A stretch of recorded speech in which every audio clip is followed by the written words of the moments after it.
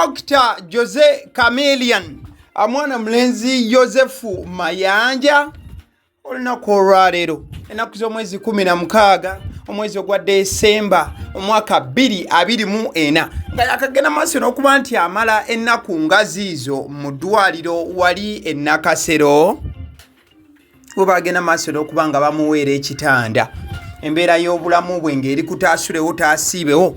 Mwana mulenzi ono agenze maaso n'okuba nga alabikako eri abantu ku mutimbagano omulundi gwe ogusookedde ddala wabula ng'endabika gy'alabikamu nnungi nnyo nnyini ddala ate era ng'egenda maaso n'okuba nti ewa essuubi akwegamba engeri Dr. Jose Chameleon gy'abadde alabikamu eyawukana nnyo ku bigambo by'abantu ebibadde bigenda maaso n'okuba nga bitambula wano na wali. Omwabadde ne mutabani wo tugamba nti kitaawe asigaze emyaka 2 gyokka agende maaso n'okuba nti obulamu bw'ensi eno eyiye efumba evuunikibwa mu bwofu obwo. Njagala tusooke ku nsonga enkulu. Ensonga enkulu y'ekifaananyi kino kyennyini ky'ogenda maaso n'okuba nti olaba eddakiika eno. Chameleon omukyala gwali naye eddakiika eno, omukyala oyo amanyiddwa nga Juliet Zawedde. Ensonga ky'enkulu eri ku bifaananyi bino. Ebifaananyi bino ebikubiddwa Chameleon n'omukyala ono Juliet Zawedde bibadde bifaananyi bibadde biweereza obubaka obukambwe ennyo oba obw'omuzinzi eri abo bonna ababadde bagenda maaso n'okuba nti nno bafukuutirira Chameleon ebigambo ebingi. Ojja kujjukira nti Chameleon bwe yagenda maaso n'okuba nga alwala n'amala mu nnyumba ennaku eziwera ng'ekirwadde kimubala embiriizi ne bamukima ne bamuddusa kipayopayo mu ddwaliro. We baamutuusa mu ddwaliro eŋŋambo zaatandika okutambula nti ekituufu Chameleon teyali mulwadde. Baali bagamba nti Chameleon obulwadde yali afera bufere olw'ensonga mbunno Chameleon yali abanjibwa obukadde 600 bweddu. Wabula ekisinga okuba nga kisesa omuntu gwe bagamba nti yali abanja Chameleon obukadde 600 era nti Chameleon yali yeerwazizza asobole okusimattuka ebbanja lya bukadde 600.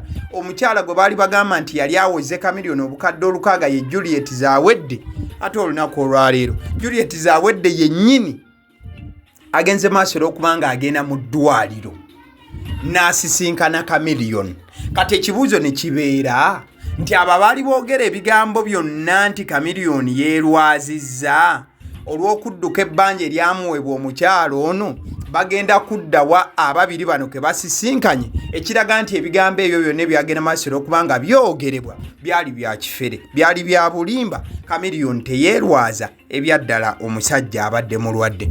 Juliet Zawedde ayogerwako yoyo gw'olaba mu kifaananyi. Era Juliet Zawedde mu kujja mu ddwaliro aze n'ebimuli ne kaada ebaddeko obubaka obadde bugamba nti get well soon Dr. Jose Chameleon Yosefu Mayanja mu buufu obufaananako bwe butyo. Era omukyalo ono lugenze maaso n'okuba nti atuuka mu ddwaliro agenze maaso n'okuba nga awa mwana mulezi Dr. Jose Chameleon akafumito oba koyinza okuyita kahag ne bagenda maaso n'okuba nti bawayawayamuko n'ebigambo nabo bennyini nga bwe babiwulira we byogerebwa ebweru eyo abantu.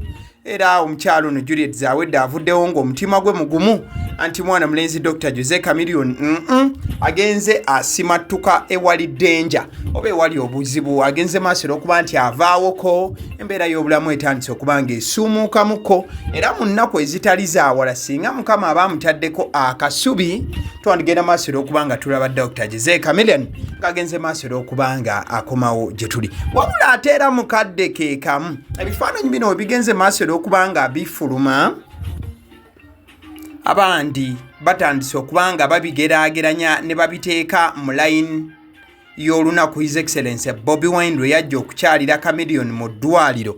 Wabula His Excellency Bobi Wine ne bamugaana okulaba Chameleon. Bangi batandika okuba nga babitambuza nti Chameleon yennyini ye yandiba nti yagaana okuba nga alaba omukulu. Okukakasa obutuufu bw'ebyo abaagi bwe baali batandise okuba nga batambuza mwana mulenzi King Saha bwe yava mu ddwaliro muno ebigambo bye yayogera byali biraga nti osanga Chameleon teyali bubi nnyo nga bwe kyali kigenze maaso olw'okubanga kyogerebwa. Era mwana mulenzi King Sir yatandika okubanga alira ebigambo byayogera ebiraga nti mulwadde wa luxury n'ebiringa ebyo mu buufu obufaananako bwe butyo. Wabulanga King Sir yali azze ne His Excellency Bobi Wine okulaba Kamiiri, ababiri ne batagenda maaso da kubanga bakkirizibwa okuba nti omukulu bamulaba mu buufu obufaananako bwe butyo. So bifaananyi ebyokuba nti nno Chameleon asisinkanye omukyala Juliet Zawedde olunaku olwaleero bitandise okubanga bireetawo ebibuuzo by'amaanyi nnyo nnyini ddala nti kijja kitya nti Juliet Zawedde bw'agenze maaso olw'okubanga asisinkana Dr. Jose Chameleon mu ddwaliro asobodde okubanga amulaba ate nga mwana mulenzi King Sir Mansour Semanda wamu ne His Excellency Bobi Wine bwe bagenda maaso olw'okubanga bajja mu ddwaliro tebagenda maaso na kubanga bakkirizibwa okuba nti Dr. Jose Chameleon bagenda maaso n'okuba nti bamukubako ekimunye. Awo ne wongera okubaawo embeera y'okwebuuza wano na wali naddala ku bifaananyi ebyo ebifulumiziddwa olunaku olwaleero. Olw'ensonga bibadde bigenda maaso n'okubanga byongera okulaga nti mwana mulenzi Dr. Jose Chameleon embeera mwali tekyatiisa yadde okusingira ddala wali we yali. Ate era mukadeke ka mwana mulenzi King Sir bwe yavaayo mu ddwaliro n'akola interviews nga ziraga nti ekituufu baali bagaaniddwa bugaanirwa bw'otunuulira ebigambo King Sir byagenda maaso n'okubanga ayogera. Wabula ate King Sir bw'agenda maaso n'okubanga ayogera ebigambo ebifaananako bwe bityo bangi baatandika okugamba ye King Sir bw'obaga obadde ogeze kulaba omusajja gw'obadde ogenda maaso n'okuba nti temulina butakkaanya bw'obanga tokkiriziddwa at least tewandigaseeko birala kiba kiraga nti obadde mukambwe muko mu mbeera emu oba endala. Ate era mukaddeke kamu ekifaananyi kyogenda maaso olw'okubanga olaba kifaananyi kikadde ddala. Ekyo kyali kifaananyi kyagye buvuddeko mwana mulenzi Dr. Jose Chameleon we yali obubi obanga embeera y'obulamu bwe si nnungi. Omukyala ayimiridde awo ye maama w'abamayanja oba maama w'aba Chameleon. Omukyalo oyo olunaku olwaleero we bigenze maaso n'okubanga bikeerera ng'ebigambo si biwoomu ebibadde bijja okuva eri omuzzukulu we. Ate ebigambo nga tebiweerezebwa yekka maama wabula nga biweerezebwa ne taata maama wa Chameleon wamu ne taata wa Chameleon omukulu Gerard Mayanja azaala omukulu Chameleon. Muzzukulu waabwe yagenze maaso n'okuba nti abakinako bwe yagenze maaso n'okubanga awandiika akatambi obanga akola akatambi mwe yawandiikidde oba mwe yateeredde obubaka obukambwe ng'agenda maaso n'okuba nti abaweereza wano. Mbadde ngamba nti ekifaananyi ky'olaba kya His Excellency Bobi Wine buvuddeko ng'agenze okukyalirako Chameleon bwe baali bafiiriddwa muganda waabwe Humphrey.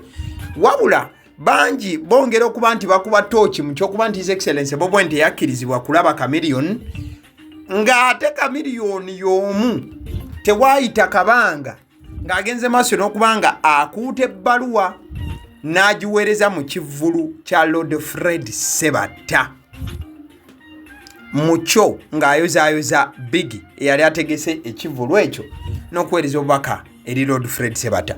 Mu kifaananyi gw'olaba ye Mutabani aba Makasi Mayanja mutabani wa Dr. Jose Chameleon oyo agenze maaso n'okubanga sparkinga a lot of conversations here and there ku social media olunaku olwaleero bwagambye nti kitaawe tanywedde mwenge ne banywa oba tanywedde bitooke byebigwa oba nti tanywedde mwenge aleruka bulerusi.